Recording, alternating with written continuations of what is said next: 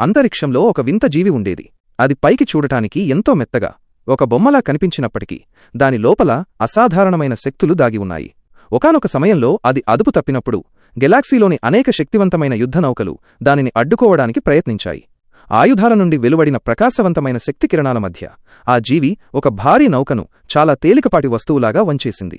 పేలుడు నుండి వెలువడిన వెలుగును పూర్తిగా తనలోకి గ్రహించి ఒక మెరుపులా మారుతూ మిగిలిన నౌకలను గడగడలాడించింది. ఆ సమయంలో ఆ జీవి తనంతట తానుగా అలా చేస్తోందా లేదా, ఎవరి ఆజ్ఞలనైనా పాటిస్తోందా అనేది ఎవరికీ అర్థం కాలేదు.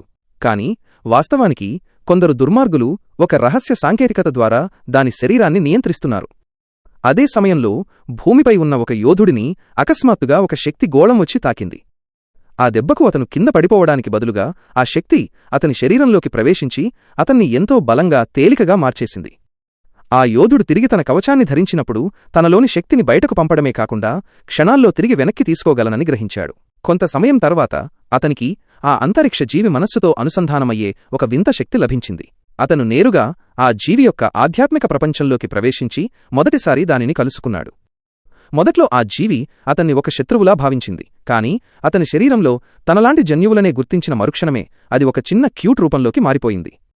ఆ తర్వాత వారిద్దరూ కలిసి దుర్మార్గుల నియంత్రణను ఛేదించి యుద్ధంలో దెబ్బతిన్న వాటన్నింటినీ ప్రశాంతంగా సరిదిద్దారు. నిజమైన శక్తి విధ్వంసంలో లేదు, శక్తిని సరైన దిశలో ఉపయోగించడంలో మరియు చెడు నుండి విముక్తి పొంది మంచివైపు నిలబడటంలోనే ఉంది. ఈ యోధుడు మరియు ఆ వింత జీవి కలిసి చేసే తదుపరి ప్రయాణం ఎలా ఉండబోతుందో తెలుసుకోవాలనుందా?